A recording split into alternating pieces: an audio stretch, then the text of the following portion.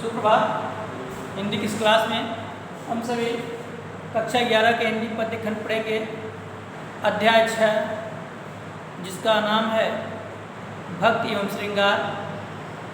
रचनाकार कविवर बिहारीलाल जी हैं और दोहा संख्या 4, 5, 6 का आप सभी अध्ययन करेंगे। पहले इन दोहों का वाचन करते हैं, आप सभी ध्यान से सुनेंगे।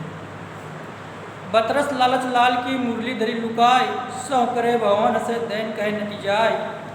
कहत नटत रीझत खीझत मिलत खिलत लजिया, बड़े भवन में करत है नयनन ही शोभा। करले चूम चढ़ाए सिर उड़ लगाई भुज भेट, लह पाती पीकी लखती बाचत धरत समेत। शब्दार्थ लिखेंगे। बतरस बात करने की आनंद, लालच लोभ, लाल की लाल माने बेटा होता है, लेकिन यहाँ तात्पर्य लाल से भगवान श्री कृष्ण से है। मुरलीधरी मुरली को रख देना, लुकाय लुकाय मीन्स होता छिपा देना, श्रव करे सौ माने कसमें खाना, भवन से भवों के माध्यम से हंसना, भवों द्वारा हंसना, नयनन दैन दैन माने देना, कहे कहना, नट जाय माने होता है नाराज हो जाना, कहत मीन्स कहना, नटट इनकाना, रिझत खुश होना, प्रसन्न होना, आनंदित होना,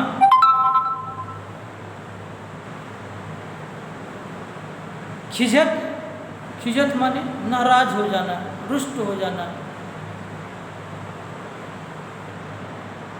मिलत मिल जाना, खिलत प्रसन्न हो जाना, लजिया शर्मिंदा हो जाना, शर्मिंदगी महसूस करना, लज्जित हो जाना। भवन भवन माने घर भी होता, भवन माने घर परिवार, दोनों चीज लिख सकते हैं। नयनन नेत्रों के द्वारा, शोभा सो नहीं बल्कि सौभा माने नेत्रों से ही बात करना, कर ले माने हाथ में लेना, चूम चूमना, चढ़ाए चढ़ाना, सिर चढ़ाए से माने सिर पर चढ़ाना अर्थात मस्तक से लगाना, उर लगाए माने हृदय से लगाना, भुज भेंट भुजाओं में भेंट दबाना, लह माने लेना, पाती माने पत्र या चिट्ठी, पिए पी माने प्रीतम, लखाती माने देखना, बाचत मीन्स पढ़ना, धरत मीन्स धरना, समेट माने सुरक्षित रख देना।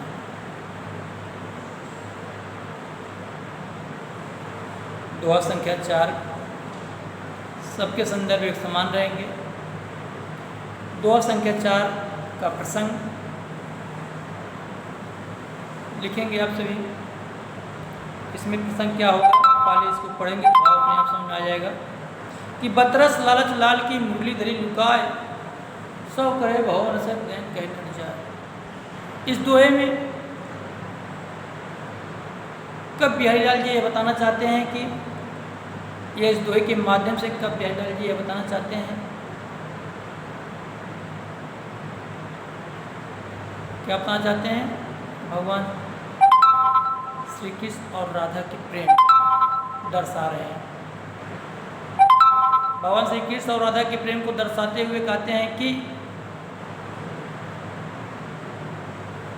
बतरस लालच लाल की राधा जी भगवान श्री कृष्ण की, राधा जी भगवान श्री कृष्ण की नहीं बल्कि भगवान श्री कृष्ण से बात करने की आनंद के लालच में, कौन, राधा जी किससे बात करने के आनंद के लालच में, भगवान श्री कृष्ण से बात करने के आनंद के लालच में उनकी मुरली को छिपा करके रख देते हैं। किसकी मुरली को, भगवान श्री कृष्ण की मुरली को। क्या करती हैं? छिपा करके रख देती। क्यों छिपा कर रखती हैं? उनसे बात करने के आनंद की लालच में। श्री कृष्ण से बात करने में उन्हें बड़ा आनंद आता है, इस लालच में वे उसकी माने कान्हा की मुरली को छिपा करके रख देती हैं। और जब भगवान श्री कृष्ण राधा से अपनी मुरली के बारे में पूछते हैं, क्या तुमने मेरी मुरली को कहीं पर छिपा कर रखा है, कहीं पर छिपा दी है? तो सौं करे भगवान श्री कृष्ण की इस बात को सुन करके राधा सफाई देते हुए सौगंध खाने लगते हैं, कसमें खाने लगती, नहीं मैंने आपकी मुरली को छिपाया नहीं, कहीं नहीं छिपाया, हमें नहीं पता। भगवान से किंतु उनकी भाव भंगिमाओं को देखने से श्री कृष्ण को पता चल जाता है कि मुरली इन्होंने ही रखा है, किसी ने ही छिपाया है, राधा ने ही छिपाया है। क्योंकि वे भावों के माध्यम से हंसने लगते हैं, उनके नेत्रों को देखने से ऐसा लगता था कि मुरली इन्होंने छिपाया है, केवल ये झूठ बोल रही है। और श्री कृष्ण भगवान कान्हा श्री कृष्ण जब मुरली को राधा से मांगते हैं तो दैन कह मिट जाए, जब मांगते हैं तो राधा उनसे नाराज हो जाती है, उनसे रुष्ट हो जाती है। पांचवें का अर्थ, कात नटत रीझत खीझत मिलत खिलत लजियात, भरे भवन में करत हो नयन, करत हैं नयनन ही सो बात। इस दोहे में कपिहलाल जी नायक और नायिका अपने घर परिवार के बीच इशारों से कैसे बातें कर लेते हैं, उसी के विषय में बताते हुए कहते हैं कि एक नायक कहते, एक नायक है, वह अपनी नायिका से इशारों के माध्यम से किसी एकांत स्थान पर मिलने के लिए कहता है। कहते नटत, और जब नायक नायिका को इशारों के माध्यम से किसी एकांत स्थान पर मिलने के लिए कहता है तो नायिका इनकार कर जाती है, और नायिका के इनकार करने पर वह नायक जो है रीझ जाता है, उसके इनकारने पर नायक प्रसन्न हो जाता है, खुश हो जाता है। और नायक के खुश हो जाने पर जब नायिका देखती है कि मैंने इसको इनकार किया, इससे न मिलने का मैंने संकेत किया, तो यह इस पर क्या करता है, हंस देता है नायक। तो नायिका उसके उसी को देख करके उससे रुष्ट हो जाती है, खिझत खिसिया जाती है नायक के खुश होने पर। जब नायिका ने इनकार किया तो नायक उसे देख लेता है, तो नायक उसकी इनकार करने की कला पर हंस देता है, खुश हो जाता है। तो नायिका उसे पुनः देख लेती है और देख करके नाराज हो जाती है। इस प्रकार दोनों के नेत्र मिलत खिलत, दोनों के नेत्र एक दूसरे से मिल जाते हैं, यह कार्य करते दोनों के नेत्र एक दूसरे से मिल जाते हैं, और दोनों के आपस में बात करते हुए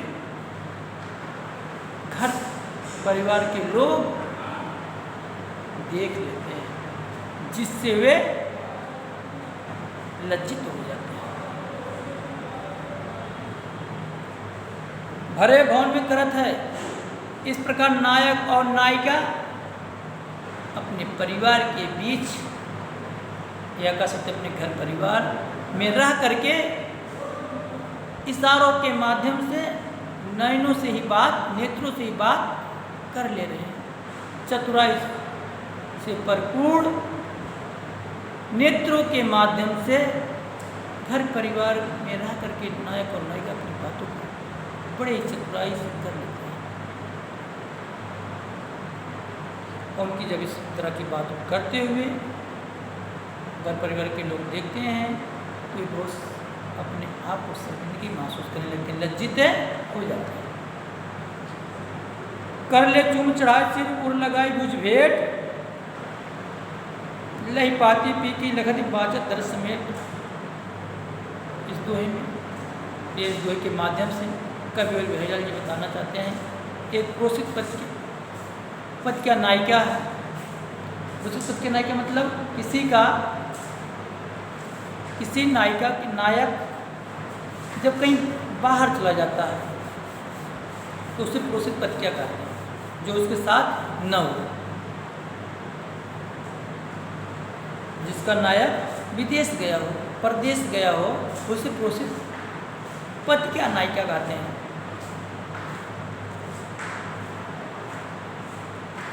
कर ले, अब वह प्रोसित पद के नायिका है, उसका नायक एक चिट्ठी भेजता है, पत्र भेजता है, और उस पत्र को नायिका जब पाती है, कर ले पहले उसे अपने हाथों में लेती है। नायक के द्वारा भेजे गए पत्र को नायिका अपने हाथों में लेती है, हाथों में लेकर के उसे चूमती है। नायक के द्वारा भेजे गए पत्र को पा करके नायिका अपने हाथों में लेकर उसे चूमती है, चढ़ाए सिर और चूमने के बाद उसे अपने सिर पर चढ़ाती है, अर्थात मस्तक से लगाती है। उर लगाए, इसके बाद अपने हृदय से लगाती है। भुज भेंट, फिर अपनी भुजाओं में फेरती है, भुजाओं में सीने से लगा करके दबाती है। लही पाती पी की लखत, और अपने प्रीतम के इस पत्र को ले करके उसे बड़ी ही प्रसन्नता के साथ देखती है, और देखने के बाद बाचती उसको पढ़ती है। पढ़ने के पश्चात धरत समेट और उसको सुरक्षित रख देते हैं। सीधा सीधा इसका अर्थ कि प्रीतम के द्वारा भेजे गए पत्र को पा करके नायिका उसे अपने हाथों में लेकर के चूमने लगती है। चूमने के बाद उसे अपने मस्तक से लगाती, अपने सिर से लगाती है, सिर पर चढ़ाकर मस्तक से लगाती है, फिर हृदय से लगाती है। हृदय से लगाने के बाद उस पत्र को अपना पद समझ करके, अपने नायक समझ कर भुजाओं में दबाती है, भुजाओं से दबाती है। दबाने के बाद उसे बड़े ही स्नेह के साथ पढ़ करके और सुरक्षित स्थान पर रख देती है। धन्यवाद।